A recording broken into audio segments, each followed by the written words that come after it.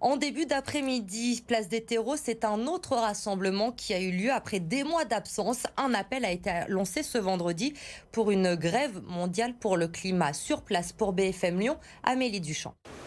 C'était une grève peu suivie ce vendredi. Une petite cinquantaine de personnes seulement avaient fait le déplacement. Alors on est bien loin des 1500 manifestants qui battaient le pavé au mois d'avril. Et c'est sans commune mesure avec les marches pour le climat, celle de 2018 par exemple, qui rassemblait 10 000 personnes. Mais pour les organisateurs, il s'agissait d'un premier rendez-vous de la rentrée pour se remobiliser. Un tour de chauffe en quelque sorte. Je vous propose d'écouter Léo Seroski. C'est l'un des organisateurs de cette grève pour le climat.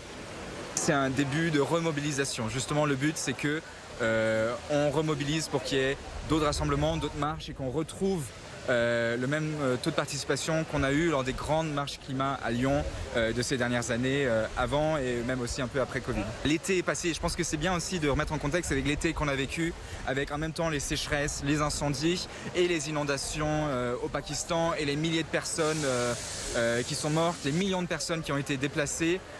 Ça c'est pas rien et on se rend compte qu'à la rentrée, si on se mobilisait pas, les gouvernants ils continueraient comme tous les jours, comme si rien ne s'était passé. Justement, il s'est passé quelque chose à nouveau et ça a empiré.